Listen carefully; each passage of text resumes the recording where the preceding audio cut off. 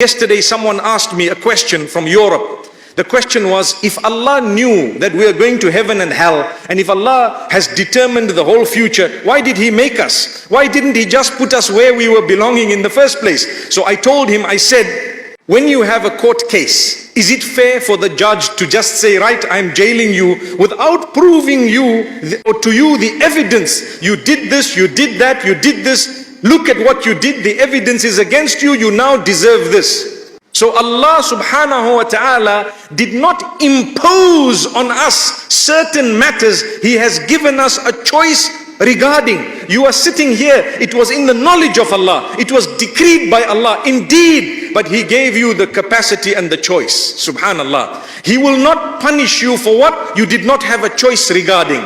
If something happened beyond your choice, say for example, something disastrous happened, you were driving according to the speed limits and suddenly someone decided to break the limits, or they made a mistake, they bumped into you and you were injured. You are not going to be asked, why were you injured? That man is going to be asked, why were you driving recklessly?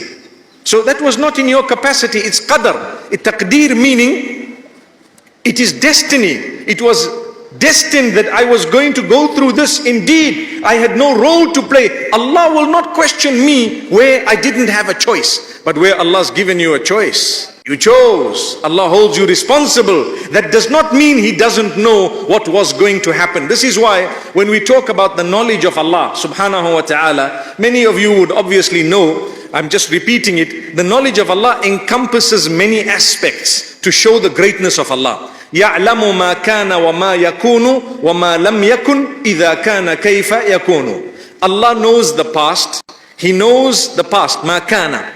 Yakunu is mudari' in the Arabic language. It is present and future. So Allah knows the past, He knows the present, and He knows the future. But there is something more than that Allah knows, which is amazing. Allah knows that which was not going to happen and will not happen. If it were to happen, how it would have happened, Allah knows it already. Can I give you an example from the Quran? In Surah Al-Kahf, and I'm sure we read it, Allah subhanahu wa ta'ala speaks about certain incidents that happened between Musa alayhi salam and Al-Khidr.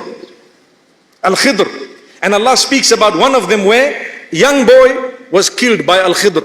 And Musa alayhi salam says, أَقَتَلْتَ نَفْسًا زَكِيَّةً بِغَيْرِ نَفْسٍ. How can you kill this man without any reason, no purpose? We are not allowed to kill just because you might have had a disagreement or a difference. You have no right to take away the life that Allah gave. Who gave life?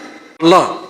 How can you take away life that Allah gave? If Allah wants, He will take that life away. He has more power than you and I. Subhanallah. So Al-Khidr says, look, you don't know what I've done. Just leave it. It was from Allah, inspired. Subhanallah. And then he explains that had this child grown older, he would have been a source of misfortune for his parents and a source of sadness, a source of perhaps harm to his parents. Therefore, Allah chose to take him away at an early age to avoid his parents suffering and him to actually end in a bad way. So it was the blessing of Allah. What I learned from this, the biggest lesson is Allah knows that which was never going to happen. Because Allah knew that this child is going to go now. But Allah knew if we gave him life, which we were not going to do anyway, but if we did it, he would have turned out to be X, Y, and Z. That's the knowledge of Allah.